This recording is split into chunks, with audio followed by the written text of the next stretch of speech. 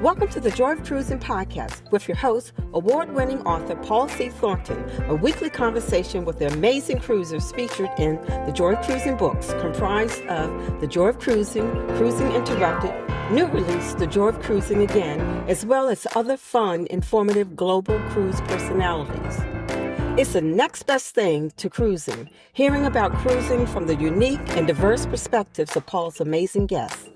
If you hear about a cruise that interests you, book it at www.thejoyofacation.com or enter to win a free cruise for two. Again, www.thejoyofacation.com. We really appreciate your feedback, so leave us a text.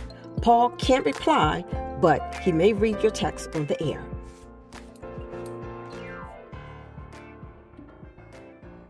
Hello, passionate cruisers. This is Paul. And this week on the Joy of Cruising podcast, I am delighted to welcome back a special guest, my co-host, Cheryl. Hi.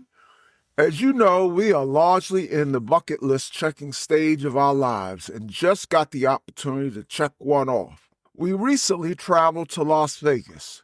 Now, that's not the bucket list check I am referring to. We've been to Vegas a zillion times. And aside, we used to own a chain of video stores. Remember them? And the annual conference and trade show of the Video Software Dealers Association was held in Vegas and were can't-miss events. What made this trip to Vegas a bucket list checking opportunity was the allure of the Sphere, the iconic spherically shaped venue built by the owners of the New York Knicks and Madison Square Garden. The Sphere, costing about $2.3 billion, opened in 2023 with a 40-night residency by U2.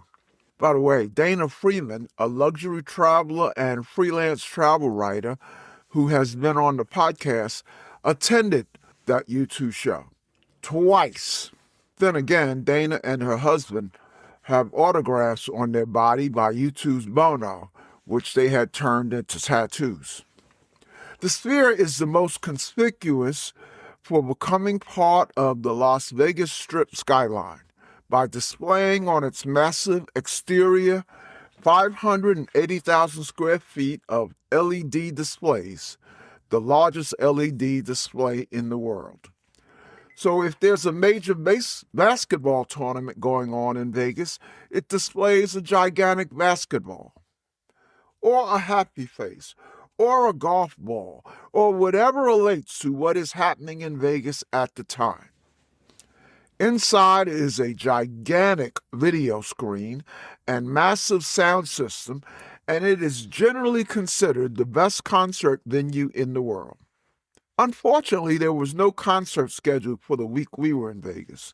However, the Sphere was showing the original Wizard of Oz. Of course, sphericized. Yeah, I made up a word. And we had purchased tickets for that.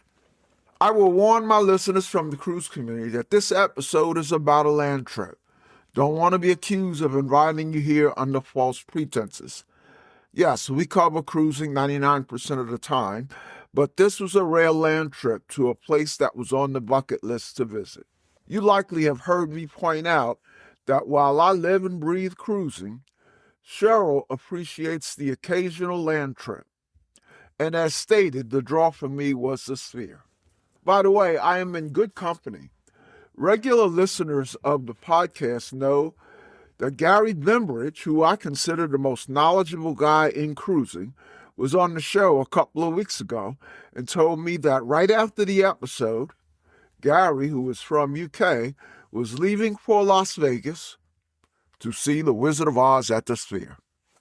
We headed to Vegas with great anticipation, not only because of the Sphere, but also because we were meeting friends there. Andrea, my college classmate, and her husband, Huey, and our soon-to-be neighbors, as I think Paul has mentioned on previous episode, that we are in the midst of relocating to Virginia from our current home in North Carolina.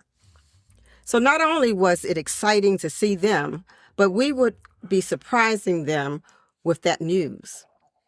In researching Vegas, we had heard so much about how expensive it was, it had become. We got our first taste of that when the Uber driver taking us from the airport to the hotel at the Marriott Grand Chateau offered to stop at a liquor store so that we could save money versus those liquor stores on the strip. How gracious, I thought, as I took him up on his offer and went in the store planning to get a bottle of Hennessy and a 12-pack of beer. However, I came out with a single 6-pack of beer. I felt I had to buy something since he stopped for us. Frankly, I believe he tells every tourist the same thing and that he gets paid by that liquor store. The 6-pack cost me $18, more than I pay for a 12-pack of the same brand at home. Of course, I passed on the Hennessy. A pint was more than what I pay for a liter at home. As we had also learned during the research process, food is also very expensive in Vegas. We made it quite reasonable as we tended to avoid fine dining and frequented casual dining chains and food hall concepts where you could order a la carte food. Food halls are quite trendy these days in Vegas, often replacing Vegas' famous buffets. Our favorite were Block 16 Urban Food Hall at the Cosmopolitan and Via at the Venetian Hotel and Casino, which happened to be adjacent to the Sphere. Regarding casual eats, our first meal was at the seafood chain Bubba Gump Shrimp, which we only try when we travel, and it was delicious and reasonably priced. Virtually every food chain in America is available in Vegas, so we got to try a couple that are not available in our hometown. Another way of saving on food was to eat away from the Strip. One time we were fiending for seafood and found a highly rated place a short Uber ride away in town called San Francisco Bay Seafood. It was both reasonable and delicious. So despite the ominous warnings on social media and Google, you can eat reasonably well without busting your budget. Together with our friends who were staying at Virgin Hotel and Casino, walking distance from our hotel, we had selected some shows in advance. The first, of course, was at the Sphere. We would have gone to whatever was at the Sphere. When it is not hosting concerts or special performance, it has modestly priced video shows that show off its visual, oral, and sensory effects, and would have gone to that. Fortunately, the Wizard of Oz movie was playing, and we paid hundreds to experience what many of us grew up on for free on television. Of course, it was on a screen about the size of the block I live on that emanated from the front of the stage of the Sphere and extended in a semicircle to cover almost all of those in attendance. And it, by the way, holds 17,000 people. The sound system roared, especially when the tornado took place that carried Dorothy from Kansas to the land of Oz.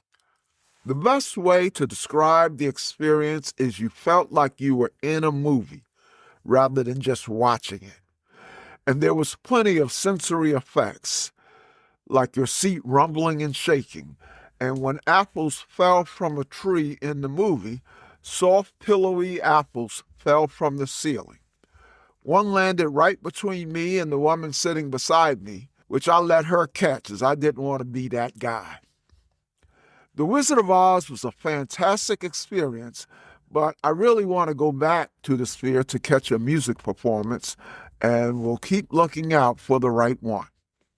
Another show I have always wanted to experience was Blue Man Group. As Las Vegas shows go, Blue Man Group was modestly priced. Oddly, we had noticed a dearth of kids and families the first few days in Vegas, even at the Wizard of Oz show. I guess given it was midweek during September. But for the Blue Man Group, kids and families came out of the woodwork. And Blue Man Group was perfect was a perfect family entertainment. For those not familiar, Blue Man Group is comprised of 3 men painted in all blue who play an array of electronic percussion instruments and interact in various ways with the crowd. It was mostly funny, sometimes corny, and the crowd, kids as well as adults, loved it. We had no regrets going, and it was fun, loud, and for the most part, worth doing it once. We enjoy experiencing Cirque du Soleil shows, and we've seen them in several cities. Our favorite one was called Michael Jackson 1, a residential show in Vegas. There are a number of residential Cirque du Soleil shows in Vegas, and based on our research, the top one is called O by Cirque du Soleil at the Bellagio Hotel and Casino. So we took out a mortgage and attended, and it was quite easy to see why O is considered the best. It was absolutely spellbinding. As I watched it, I thought to myself, this is a perfect show to talk about on a cruising podcast because the setup and show was somewhat reminiscent to something many in the cruise community are familiar with: the aqua shows on the Oasis and Icon class ships on Royal Caribbean Cruise Line. Of course, on Royal Caribbean, the aqua shows are no extra charge. They're included in your cruise fare. And the Cirque du Soleil show costs hundreds of dollars. Both shows involve a stage setup that involves a huge pool of water, which transitions to a solid platform from time to time for the performers. The Cirque du Soleil setup was significantly larger in circumference than on Royal Caribbean ships, large enough for the houseboat that would traverse it during the show. On the other hand, the staging on Royal Caribbean was much taller, so Cirque du Soleil lacked some of the thrilling dives from high platforms. Along those lines, the performers for Royal seemed a lot more athletic, whereas the Cirque performers were more balletic and artistic. One stark difference is that the Cirque show contained a lot of use of fire, including a performer entirely engulfed in flames. And as many of you know, fire on a cruise ship is absolutely anathema, a no-no. We were pleased with our little excursion to Vegas. The shows were great, and Paul indicated we will be back to the Sphere for a music performance and would like to experience each of the something like 8 Cirque du Soleil shows at the various Vegas hotels. But best of all, we got to spend time with our friends. And shortly after this episode airs, we will be across town neighbors in Virginia. Thanks for listening. And as we like to say, we will see you on the ocean.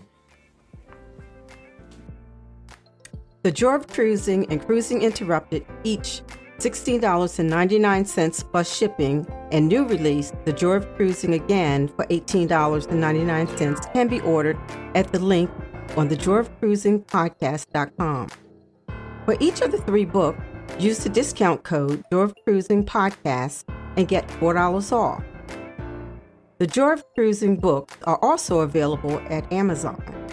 Order the ebook at Amazon or your favorite online retailer. Stay in touch by joining the Joy of Cruising Podcast Facebook group or following the Joy of Cruising Podcast on Instagram. We're constantly adding new shows. Please leave a review and tell a friend about us. We hope you enjoyed this brief escape to the ocean. See you next week.